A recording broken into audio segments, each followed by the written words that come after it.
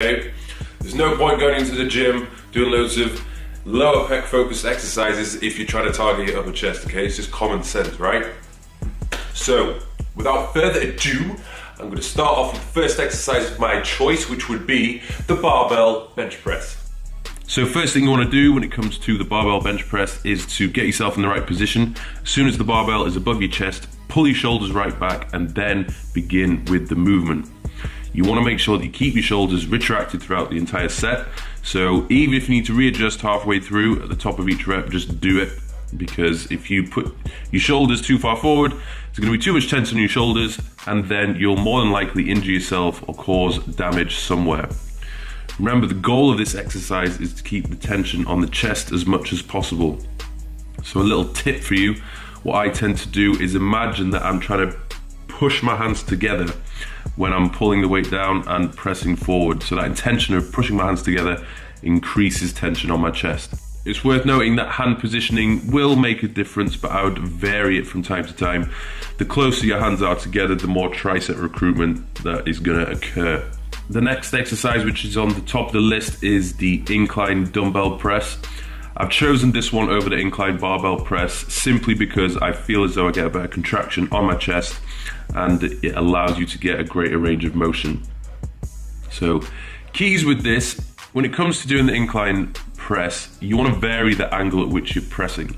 Keeping the angle the same, the entire time that you do an incline press is only going to work the same fibers over and over again. So vary it from time to time, all the way from 45 degrees down to 20 degrees. It doesn't matter, just mix it up. Again, with all chest exercises, you want to keep your shoulders back as much as possible. And I think this exercise is where most people will feel their shoulders creeping forward simply because of the angle of your torso. It's very easy to do. So you just got to keep the weight lighter than you probably would do usually and ensure that the tension is being placed on the chest. If you can't squeeze your chest at the top of the movement and you don't feel any tension there, you're not doing it properly, or you're not doing it as well as you could do. So drop the weight, drop the ego, and maximize the effectiveness of this exercise.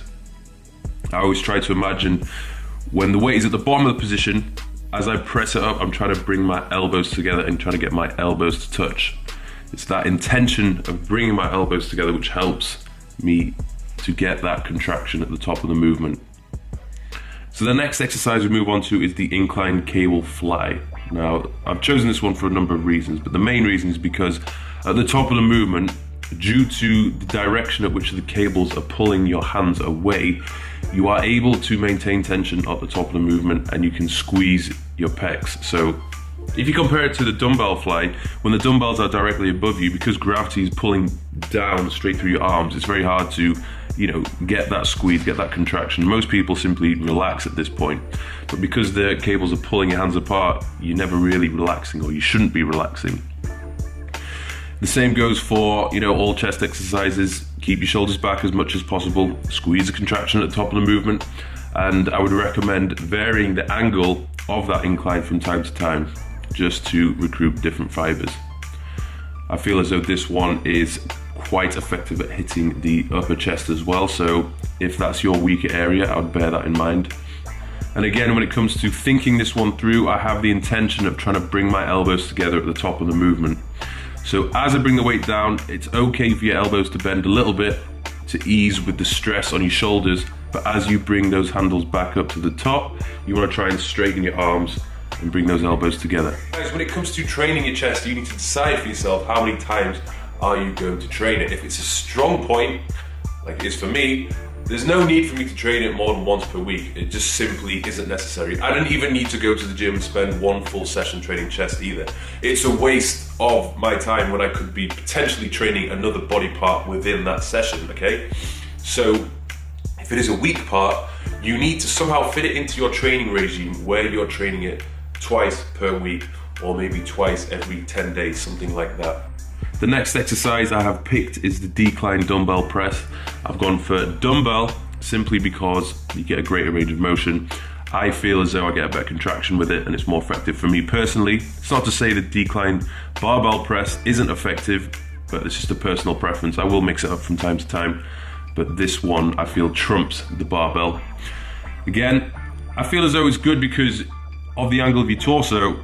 It's much easier to keep your shoulders back. It's harder to push your shoulders forward when the angle of your torso is on a decline. I feel as though this one is also extremely effective at getting the outer lower sweep of the chest. So as you can see from the exercises I've chosen so far, all the pressing movements are covering all angles of the torso. You've got decline all the way from flat all the way to incline. And if you want a full 3D thick chest, you want to be hitting all these different exercises. Next one I would go for is the standing cable fly. Again, I feel as though this one's really effective, and it's one I see many people do wrong because they're either lifting too heavy or they just allow their shoulders to creep forward and they just don't get as much contraction and tension placed on the chest as they should. The shoulders are doing all the work, particularly the front delt. So keep upright, keep your posture steady, and don't allow the shoulders to creep forward. So reduce the weight if you need to. Again, with the cable fly, which you saw earlier, I have the intention of trying to bring my elbows together at the bottom of the movement.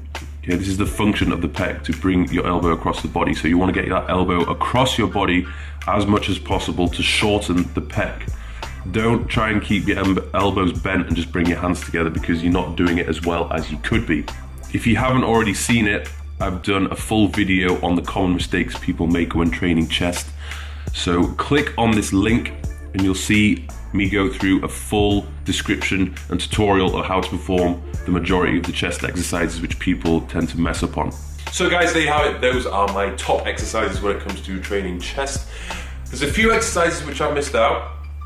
For me personally, I don't find the incline or decline barbell press as effective as incline and decline dumbbell pressing. I just feel as though the range of motion which I can get along with the contraction is much more effective when using dumbbells.